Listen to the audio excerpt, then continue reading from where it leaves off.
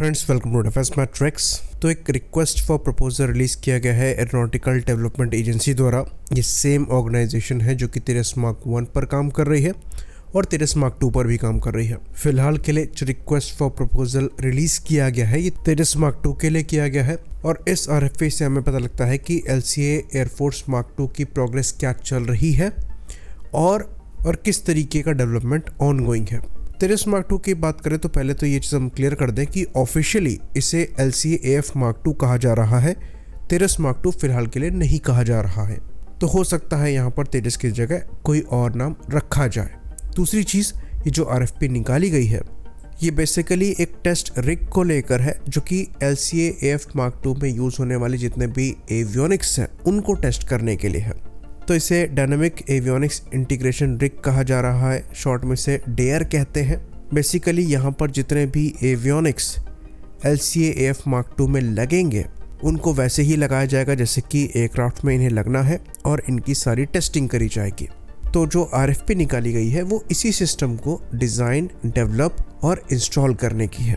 तो अगर हम यहाँ से चीज़ों को समझने की कोशिश करें तो जो प्रोटोटाइप डेवलपमेंट है उसमें थोड़ा समय यहाँ पर लग सकता है, क्योंकि अभी एवियोनिक्स को टेस्ट करने की फैसिलिटी ही तैयार करी जा रही है जिसको लेकर ये RFP निकला है। तो जो कहा जाता है कि जो प्रोटोटाइप रोल आउट है ये 2025 के एंड तक हो सकता है या फिर 2026 की शुरुआत में हो सकता है। कुछ हद तक चीज़ें उसी डायरेक्शन में जाती हुई दिखाई दे रही हैं। ऑल्दो ये चीज़ भी हम क्लियर कर दें कि जो पहला प्रोटोटाइप होगा उसमें सारे एवियोनिक्स लग कर आए, ये बिल्कुल भी नेसेसरी नहीं है। रोल आउट तो खैर मेन एवियोनिक्स के बिना भी हो सकता है, पर इस RFP से जो एवियोनिक्स और इलेक्ट्रॉनिक्स लगने हैं उनके बारे में थोड़ी जानकारी हमें मिल जाती है जो कि हमें एक इंडिकेशन देती है कि अल्टीमेटली यहाँ पर किस तरीके की कैपेबिलिटी हो सकती है।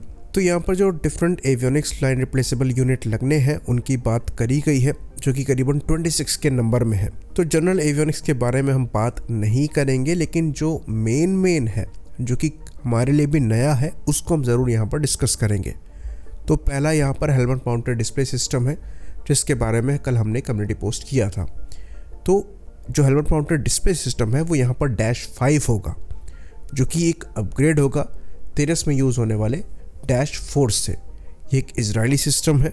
बेसिकली ये हेलमेट माउंटेड डिस्प्ले सिस्टम ज़रूर है पर F-35 के हेलमेट जितना ये मेनली एक टारगेटिंग सिस्टम है और बेसिक इन्फॉर्मेशन आपको शोकेस करता है।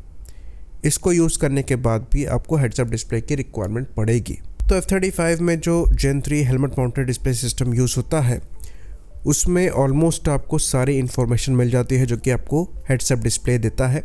साथ ही साथ एडिशनली भी स्क्रीन आपको मिलती है जो कि आपको डिफरेंट सेंसर से आती हुई इन्फॉर्मेशन को डायरेक्टली प्रोजेक्ट करती है।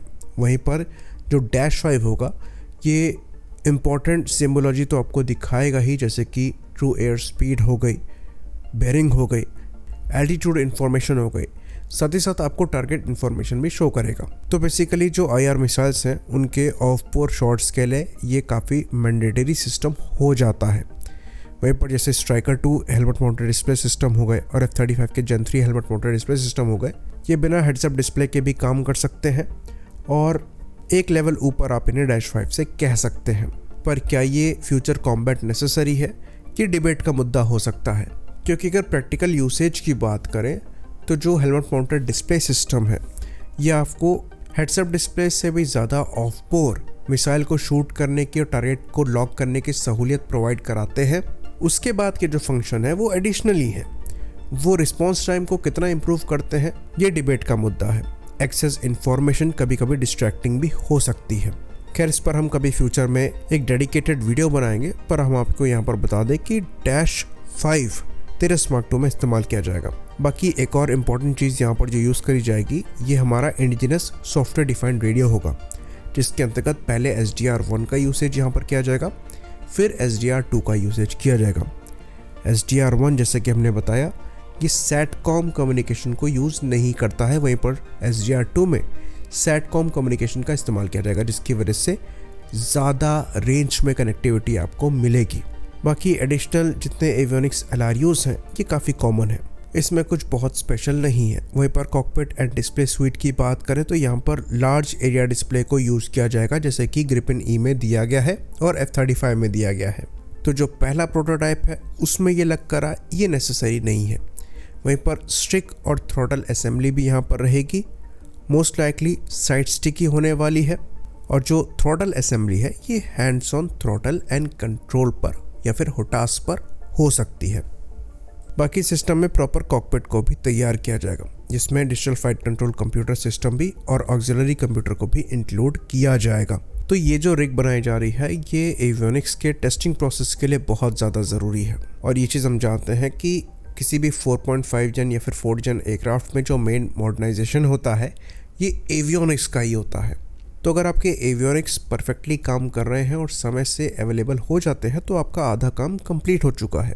इसलिए ये RFP बहुत ज़रूरी है और ये डेवलपमेंट बहुत ज़्यादा ज़रूरी है। आई होप इन्फॉर्मेशन यहाँ पर क्लियर रही हो। इसी बात पर इस वीडियो को हम ख़त्म करेंगे।